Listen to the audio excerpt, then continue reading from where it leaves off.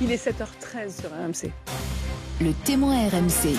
Et le témoin RMC, c'est Gaëlle Cana, bonjour. Vous êtes Bonjour. infirmière libérale, vous travaillez autour d'Aix-en-Provence. C'est la raison pour laquelle j'ai voulu entendre votre témoignage ce matin. C'est qu'on parle des prix du carburant, on parle chiffres, on parle de ce qui se passe à la pompe, on parle de ce que vont faire ou pas faire les différents distributeurs. Mais les conséquences extrêmement concrètes de ces hausses des coûts, eh ben, vous en êtes un terrible exemple parce que vous êtes infirmière libérale et qu'il y a des patients que vous allez devoir renoncer à soigner. Oui, tout à fait. Il y a effectivement des gens chez qui on ne va plus pouvoir aller parce qu'en fait, on va devoir travailler à perte, hein, quand on va aller chez ces gens. Il suffit qu'ils soient suffisamment loin pour que le soin, effectivement, pour nous, ne devienne plus rentable. Et c'est vrai que c'est pour nous une très grande source d'angoisse, en fait, parce qu'on va laisser des gens sans soins. Et c'est vrai que se dire qu'en France, en 2023, on laisse des gens sans soins, pour une infirmière, c'est affreux, en fait. Et on imagine l'angoisse chez vous, mais l'angoisse chez le patient aussi, à qui vous allez devoir dire, bah, écoutez monsieur, aujourd'hui je ne passerai pas. Vous avez fait le calcul, hein, c'est tout simple, hein, c'est pratiquement, c'est une règle. Alors, je suis pas très bonne en mathématiques, mais enfin, il faut pas être trop compliqué. Vous regardez le nombre de kilomètres, vous regardez combien vous rapporte l'acte. Il y a des actes qui vous rapportent 7,10 €, c'est ça?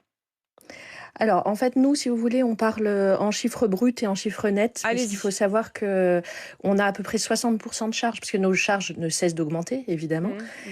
Et pour un acte, alors pour une injection intramusculaire, par exemple, où on est à 7 euros brut, on va effectivement se retrouver en net avec quelque chose qui est de l'ordre de 3 euros.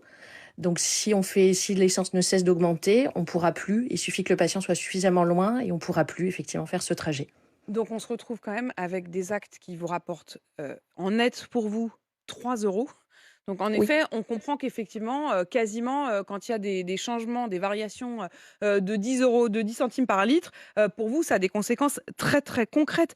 Qu'est-ce que vous leur dites, à ces patients? Comment vous les préparez?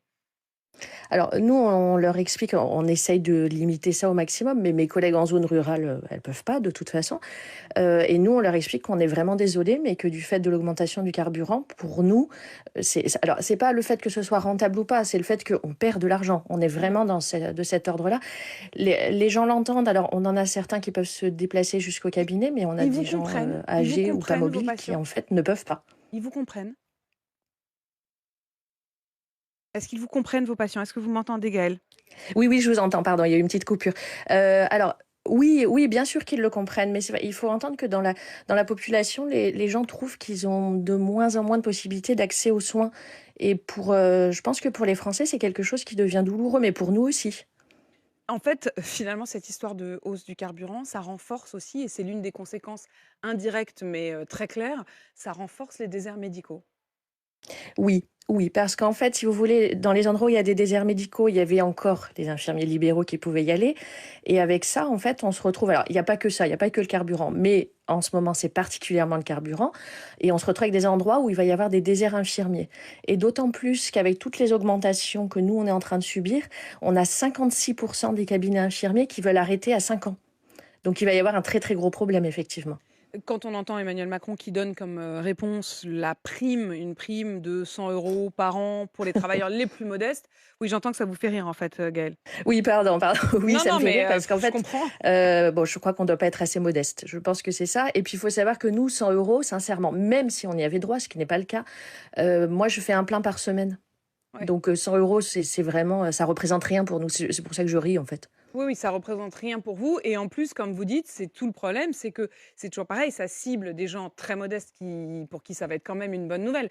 Mais Ah des gens oui. comme vous qui travaillez et qui donc du coup êtes au-dessus du seuil nécessaire pour toucher ce genre d'aide, bah, vous ne le toucherez pas. Alors il y aura quand même le carburant à prix coûtant, mais ça veut dire que vous allez devoir aller choisir. Est-ce que vous avez le temps de choisir la pompe, enfin d'aller jusqu'à la Non. pompe où ce sera moins cher? Non, je vais être honnête, moi je peux pas. Dans une tournée où on voit, alors ça dépend un peu des infirmiers, mais nous, moi je me lève à 5 heures du matin, par exemple. Je vais pas Ouais. courir dans tout le département pour trouver une pompe qui est moins chère.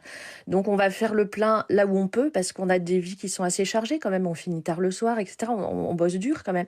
Mm. Donc on peut pas se permettre. Donc effectivement, on va payer plus cher, hein, ça c'est certain.